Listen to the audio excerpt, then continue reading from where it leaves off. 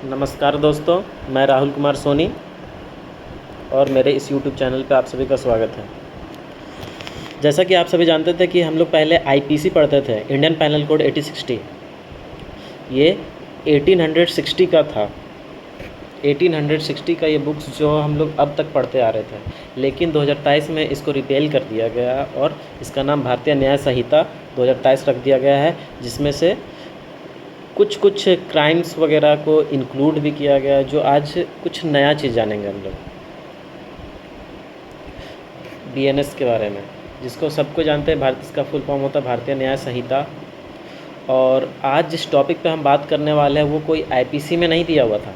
ये एक नया क्राइम को बताया गया है, डिफ़ाइन किया गया है, जो बीएनएस में डिफ़ाइन किया गया है, भारतीय न्याय संहिता। उसी के बारे में हम आज चर्चा करेंगे।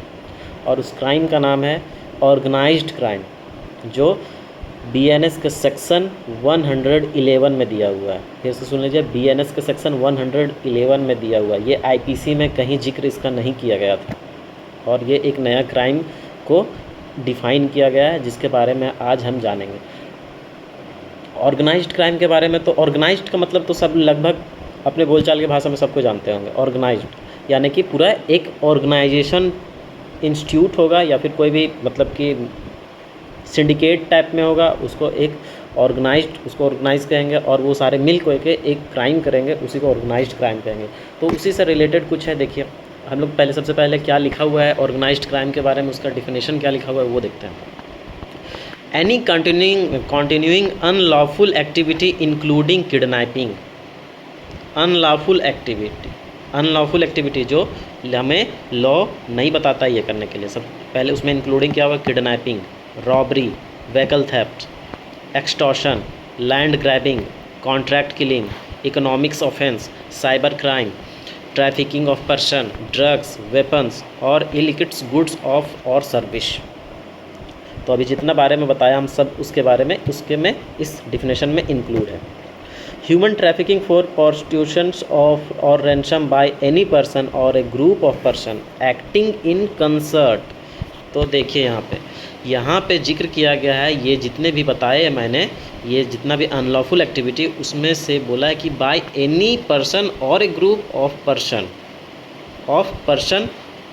एक्टिंग इन कंसर्ट, यानी कि एक ग्रुप ऑफ पर्सन या एनी पर्सन, यानी उस सिंडिकेट या इंस्टीट्यूट बना हुआ है जिस क्राइम करने के लिए, कोई बहुत सारे बड़े बड़े क्राइम करने के लिए एक इंस्टीट्यूट बनता है, मतलब कि ऑर्गेनाइजेशन रहता है। और वो पूरा ऑर्गेनाइजेशन पूरे फैला हुआ रहता है और सारे लोग लिंक्ड होते हैं और एक दूसरे से कनेक्टेड होते हैं और वो कोई भी क्राइम करते हैं। तो वही बोल रहा है कि उस क्राइम में कोई एक पर्सन भी क्राइम करे उससे रिलेटेड, या फिर पूरा ग्रुप मिल के कोई क्राइम करे, वो ऑर्गेनाइज्ड क्राइम में ही आएगा। यानी कि यदि एक टीम बना हुआ है किसी से चैन छीनने का, किसी का पूरा टीम बना हुआ रहता है। फिल्म वगैरह में देखे होंगे कि पूरा टीम बना हुआ है और सबको लिंक कर दिया गया है, डिस्ट्रीब्यूट कर बता दिया गया है कि तुम इस चौक में पॉकेट मारोगे, तुम उस चौक में पॉकेट मारोगे, सबका लिंकेड है। तो वो एक ऑर्गेनाइज्ड क्राइम हुआ।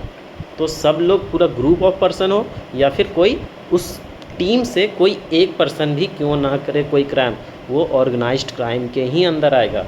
वो यानी कि उसमें सारे लोग लायबल होंगे, कोई एक लायबल नहीं होगा, बल्कि वो पूरा ऑर्गेनाइज्ड क्राइम में जितने भी लोग हैं और ये हैं वर्कर्स, सारे लोग लायबल होंगे। इसीलिए बोला है कि बाय एनी पर्सन और a group of person acting in concern singly और jointly, singly and jointly, single हो या jointly, either a member of organised crime syndicate और the behalf of such a syndicate.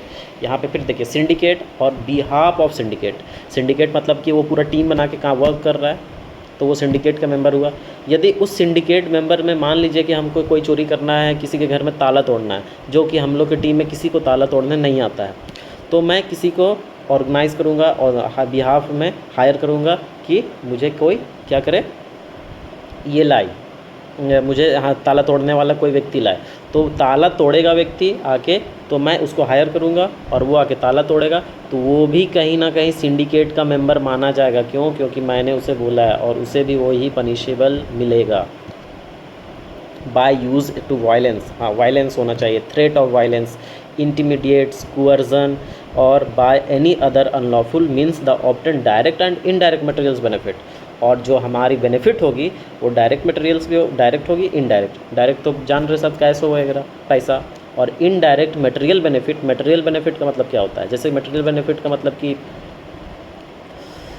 मैं किसी से क्राइम करवाया, मैं किसी को बोला कि तुम ये क्राइम करो, और क्राइम करने के बाद मैंने बोला कि यदि तुम ये क्राइम करोगे तो मैं तुम्हें बदले में क्या करूँगा, पैसा नहीं दूंगा, बदले में तुम्हें इस स्कूल में, एक स्कूल है वहाँ पे तुमको अपने बेटे को एडमिशन करवाना जो तुम्हारा हो नहीं रहा, तो मैं एडमिशन करवा दूंगा तुम्हारा, और तुम्हारा ये फ़ायदे बेनिफिट होगा। तो ये हुआ मटेरियल बेनिफिट। और डायरेक्ट बेनिफिट तो पैसा, रुपया, डायरेक्ट पैसा, सोना चांदी जो भी होगा जिसमें भी वो बाइंडिंग होगा। तो इंक्लूडिंग है फिनेंशियल बेनिफिट। फिनेंशियल बेनिफिट भी समझ में आ गया, जानते हैं फिनेंशियल पैसा। सेल कॉन्स्टिट्यूट ऑर्गेनाइज्ड क्राइम, और ये सब ऑर्गेनाइज्ड क्राइम में आएंगे। यही था ऑर्गेनाइज्ड क्राइम जो आईपीसी में नहीं दिया था। एक नया सेक्शन उभर के आया हुआ है जो बीएनएस के सेक्शन 111 में जिक्र किया गया है इसको। धन्यवाद मेरा इस यूट्यूब में ये वीडियो देखने के लिए। आशा करते हैं कि कुछ अच्छा सीखने को मिला होगा, आपको कुछ अच्छा लगा होगा। ऐसे ही मैं आगे भी कुछ नया वर्ड्स इंक्लूड करते जाऊंगा और जोड़ते जाऊंगा, कुछ नया चीज़ों में मैं बात करता रहूँगा। जय हिंद, जय भारत।